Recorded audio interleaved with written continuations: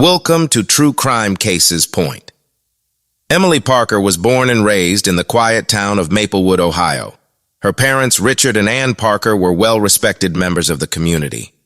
Richard owned a local hardware store, while Ann was a nurse at the nearby hospital. Emily, the middle child, with an older brother, Jack, and a younger sister. Sarah was the apple of her parents' eyes. From an early age, Emily exhibited a zest for life. She was an exceptional student, excelling in her studies and participating in various extracurricular activities. Her passion for teaching emerged during her high school years, inspired by a history teacher who brought the past to life. In vivid detail, Emily pursued her dream by attending Ohio State University, where she earned her degree in education. After college, Emily returned to Maplewood and secured a teaching position at the local elementary school. Her dedication to her students was unparalleled. She often stayed late to help with after-school programs and tutored struggling students on weekends. Her colleagues admired her enthusiasm, and parents often requested her for their children's classes outside of her professional life. Emily had a wide range of interests. She loved hiking, photography, and reading historical novels. Her weekends were often spent exploring nature trails or curled up with a good book. Friends described her as warm, compassionate, and always ready to lend a helping hand. Emily met David Reynolds at a friend's wedding. He was charming with a quick wit and an easy smile. David, a financial consultant from New York City, was visiting for the wedding. The attraction was immediate, and their whirlwind romance took everyone by surprise. David lavished Emily with attention, expensive gifts, and exotic trips. Their courtship was brief but intense, and within a year, David proposed. Emily, swept off her feet by his charisma, and the promise of a glamorous life, said yes. Her family and friends had mixed feelings about the rapid engagement. While they wanted to support Emily's happiness, they couldn't shake a sense of unease about David. He was always impeccably dressed, driving luxury cars and staying in upscale hotels, but his extravagant lifestyle seemed at odds with his modest background. Emily, however, was enamored and reassured everyone that David was her soulmate. Their wedding was a grand affair held in a picturesque vineyard and attended by over 200 guests. Emily's friends from Maplewood and David's associates from New York mingled under fairy lights and sipped champagne, celebrating the union as the newlyweds departed for their honeymoon in St. Lucia. No one could have predicted the dark turn their love story would take. David Reynolds was born and raised in Queens, New York. His parents, Thomas and Margaret Reynolds, struggled to make ends meet. Thomas worked as a mechanic, while Margaret held various part-time jobs to support their 3 children. David, the eldest, grew up with a strong drive to escape the financial hardships of his upbringing. From a young age, David exhibited a knack for numbers and a shrewd understanding of money. He excelled in school, earning a scholarship to New York University, where he studied finance. David's ambition was evident. He spent his college years networking and securing internships at prestigious firms. His relentless work ethic paid off, and upon graduation, he landed a coveted position at a top financial consultancy. David quickly rose through the ranks, his talent for investment strategies and financial planning earning him a reputation as a rising star. His success afforded him a lifestyle he had always dreamed of: designer suits, high-end cars, and a luxury apartment in Manhattan. However, his professional success masked deeper issues. Colleagues often described David as charming but ruthless, willing to bend the rules to achieve his goals. David's personal life was equally complex. His charm attracted many women, but his relationships were often short-lived. He had a series of high-profile romances, each ending abruptly, rumors of infidelity and deceit. Despite this, he maintained a polished public image, carefully curating his social media to portray a life of sophistication and success. When David met Emily Parker, she represented something different. Her genuine warmth and small-town innocence were a stark contrast to the superficial relationships he was accustomed to his friends. It seemed like David was truly in love for the first time. But as their relationship progressed, cracks began to appear. David's financial empire was not as solid as it seemed. Behind the scenes, he was entangled in risky investments and mounting debts. David's financial troubles were compounded by his extravagant spending habits. He kept these issues hidden from Emily, presenting only the image of a successful and devoted partner. His decision to propose was as much about securing a future with Emily as it was about seeking stability amid his growing financial chaos. Their wedding, though a joyous occasion, also marked the point where David's deceptions began to catch up with him.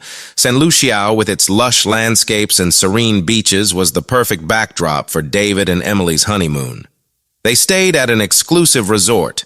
Their bungalow perched on the edge of a secluded cove. The first few days were filled with romantic dinners, sunset walks, and excursions to explore the island's natural beauty. Emily documented their adventures on social media. Her posts filled with joy and excitement. On the night of Emily's disappearance, the couple dined at the resort's beachfront restaurant. The atmosphere was idyllic. Soft music played in the background and DIY torches flickered in the gentle breeze. Fellow diners noticed the couple laughing and holding hands, seemingly in love. The staff, accustomed to honeymooners, paid them little special attention. After dinner, David suggested a moonlit walk along the beach. Emily, always one for romance, readily agreed. They strolled along the water's edge, the sound of the W waves mingling with their conversation. David later recounted that Emily had expressed a desire to take a swim. She slipped off her sandals and waded into the water, the moonlight casting a silver glow on her figure. According to David, he returned to their bungalow to fetch a jacket for Emily. When he came back, she was gone. Panic set in as he searched the beach, calling her name. He alerted the resort staff, who joined the search, but Emily was nowhere to be found. David's distress seemed genuine as he spoke with the resort's manager, his voice cracking and hands trembling. The following morning, the local police were notified. They began an immediate investigation, questioning resort staff and guests. Divers searched the waters near the beach, and sniffer dogs were brought in to track any scent that might lead to Emily. Despite their efforts, no clues emerged. The beach was combed for any personal items, but nothing was found, as the hours turned into days. David's behavior began to attract scrutiny. He appeared genuinely distraught, but there were moments when his composure seemed forced. The police noted his meticulous recounting of events, almost as if rehearsed. Resort staff mentioned his insistence on calling his lawyer soon after Emily's disappearance, which struck them as odd. Witnesses provided conflicting accounts. Some recalled seeing the couple arguing earlier in the day, while others described them as affectionate. A few guests reported hearing raised voices from their bungalow the night before Emily vanished. The police were left with a puzzling mix of evidence and testimonies that painted an inconsistent picture of the couple's final hours together. As the investigation stalled, David's narrative was the only story available. His plea for information was broadcast on news networks, his tearful face becoming the public image of a grieving husband. Yet behind the scenes, Detective Hayes was piecing together a different story, one that hinted at a more sinister truth. Detective Hayes arrived at the resort, greeted by the tropical heat and the sight of tourists enjoying their vacations, seemingly unaware of the drama unfolding. His first step was to interview David Reynolds, sitting across from him in the resort's lounge. Hayes observed David's demeanor carefully. The man seemed genuinely distraught, but there was an underlying tension that the seasoned detective couldn't ignore. David recounted the events of the night Emily disappeared, his voice steady, but his eyes betraying a flicker of anxiety. Hayes listened intently, asking pointed questions about their activities, their relationship, and any possible reasons Emily might have had to leave. Suddenly, David's answers were consistent, but Hayes felt they were too polished. As if rehearsed, the detective then spoke with the resort staff and other guests. The accounts varied, some aligning with David's story. While others contradicted it, a waitress at the restaurant mentioned that David seemed agitated during dinner, frequently checking his phone. A couple staying in a neighboring bungalow reported hearing an argument late at night. Although they couldn't make out the words, Hayes's team searched the couple's bungalow and the surrounding area. They found Emily's belongings neatly packed, her passport and wallet untouched. Her phone was missing. Presumably with her, a thorough examination of the beach yielded no new clues. The tide and weather had likely washed away any trace evidence. As the days passed, the investigation broadened. Hayes looked into David's background, finding a man who was both successful and secretive. His financial records revealed a troubling pattern. Despite his high-paying job, David was deep in debt. Large withdrawals from his accounts suggested a gambling problem, and several investments had failed spectacularly. Hayes interviewed David's colleagues and friends in New York, uncovering a different side of him. They described David as charming but unreliable, with a penchant for risky ventures and a history of romantic entanglements. One colleague, who requested anonymity, mentioned that David had recently been involved in a scandal at work, hinting at financial misconduct. The detectives' team also analyzed phone records and bank statements, uncovering a web of transactions that pointed to financial distress. Several large transfers had been made to offshore accounts, and David had taken out substantial loans shortly before the wedding. These findings suggested that David was far from the affluent figure he portrayed, and as suspicion around David grew, the investigation took a dramatic turn with the discovery of a letter in Emily's handwriting, found hidden in her suitcase. It was addressed to her parents and hinted at her growing unease about David. She wrote about discovering discrepancies in his stories and financial dealings, expressing fear that she had made a terrible mistake in marrying him. The evidence was mounting, and Detective Hayes felt the pieces of the puzzle starting to come together, but without Emily, the case remained frustratingly incomplete. The detective was determined to uncover the truth, knowing that the facade of the perfect honeymoon was hiding something far more sinister. The financial investigation into David Reynolds' affairs revealed a cascade of deceit. Detective Hayes and his team uncovered a complex network of bank accounts, hidden assets, and dubious transactions. David's financial empire, once thought to be thriving, was crumbling under the weight of risky investments and substantial debt. As Hayes delved deeper, he discovered that David had been involved in several questionable business ventures. One such venture was a failed real estate development in Florida, which had resulted in significant losses for investors. Another was a tech startup that went bankrupt, leaving David with substantial debts. These ventures, combined with his gambling habits, had drained his resources and left him in a precarious financial position. David's secret debts and business failures provided a possible motive for foul play. With Emily's disappearance, questions arose about potential life insurance policies or other financial benefits he might gain. Hayes' team found that David had recently taken out a substantial life insurance policy on Emily, raising further suspicions. Testimonies from friends and colleagues about David's character began to form a consistent narrative. They described him as someone who would do anything to maintain his image of success, even if it meant deceiving those closest to him. Emily, it seemed, had been drawn into a web of lies and financial manipulation.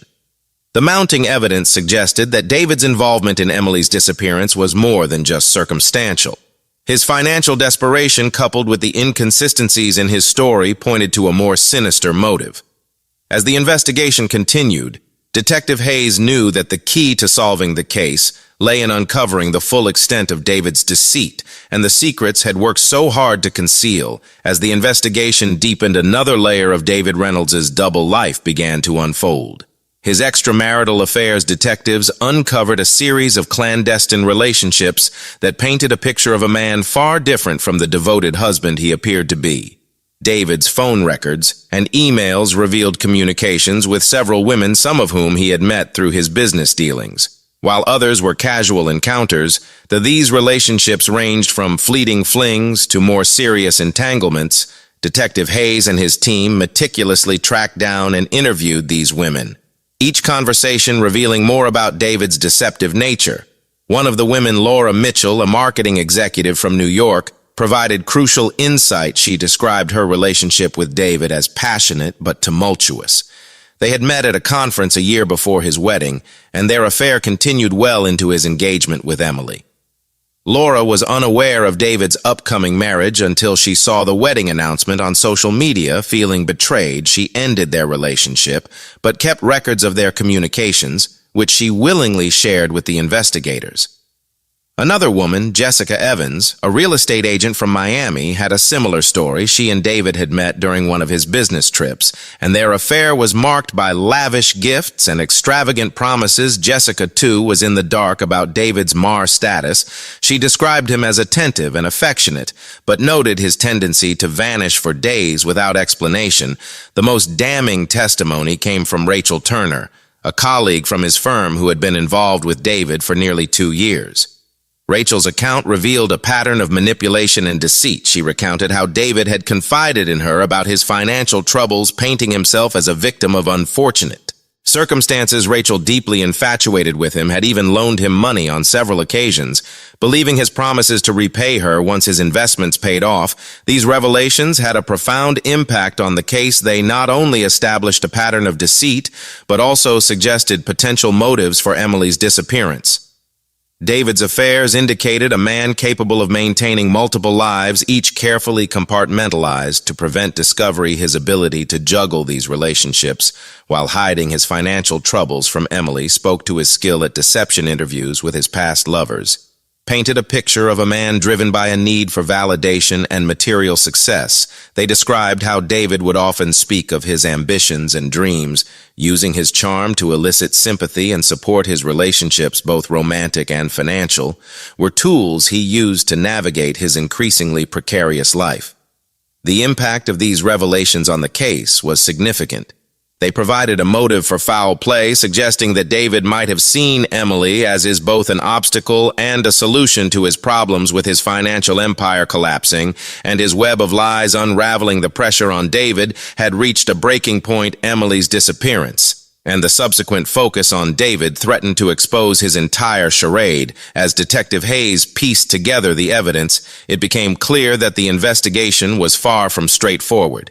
Each new discovery added complexity to the case, revealing the depths of David's deceit and the lengths he was willing to go to maintain his facade. The true challenge lay in proving his involvement beyond doubt, a task that required uncovering every hidden aspect of his life. Just when Detective Hayes believed he had a clear picture of David Reynolds' involvement in Emily's disappearance, a shocking twist emerged.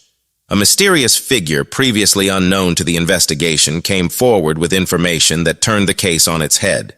The figure was a man named Alex Carter, a private investigator from New York. Alex contacted Detective Hayes, claiming to have crucial information about David Reynolds and his activities. Intrigued and cautious, Hayes arranged a meeting in a dimly lit cafe. Alex revealed his connection to the case. Alex explained that he had been hired by an anonymous client to investigate David Reynolds. Months before Emily's disappearance, his client had suspected David of financial misconduct and infidelity, and Alex's investigation had uncovered significant evidence of both. He had been tracking David's movements and communications, documenting his secret affairs and shady business dealings. But Alex's most startling revelation was about Emily. According to his findings, Emily had discovered David's infidelity and financial troubles shortly before their wedding. She had confided in a close friend, expressing her doubts and fears about marrying David.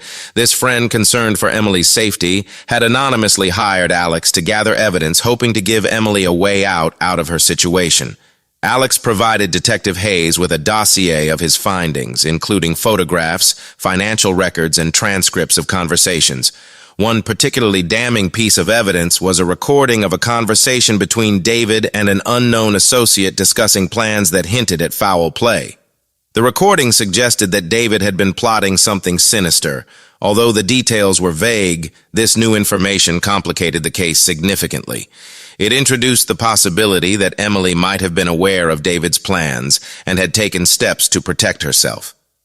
Detective Hayes considered the idea that Emily could have staged her disappearance to escape David's clutches. Although the lack of concrete evidence made this theory difficult to prove, Hayes decided to re-enter everyone involved. Armed with the new information, he spoke again with Emily's family and friends, uncovering more details about her state of mind before the wedding.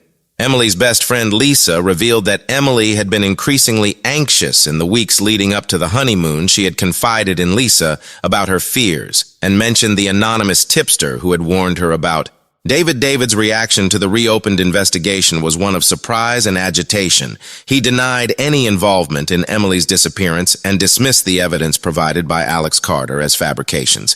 However, his growing frustration and inconsistent statements only added to the suspicions surrounding him. The twist in the case forced Detective Hayes to consider all possibilities.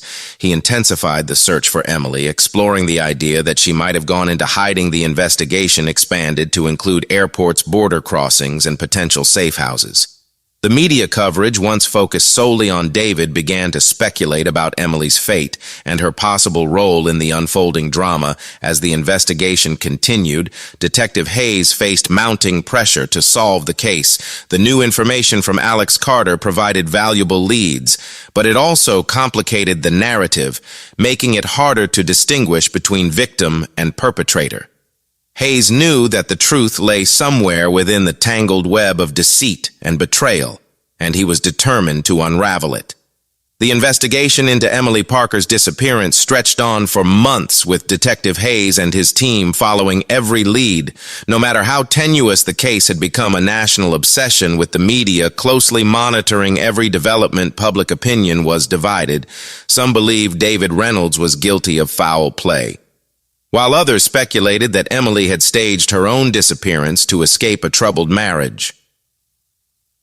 The breakthrough came unexpectedly. A hiker in a remote part of St. Lucia discovered a makeshift campsite hidden in the dense jungle. Among the belongings were items that matched the descriptions of Emily's possessions, including a distinctive bracelet she was known to wear. The discovery reignited the investigation, with search teams scouring the area for further clues.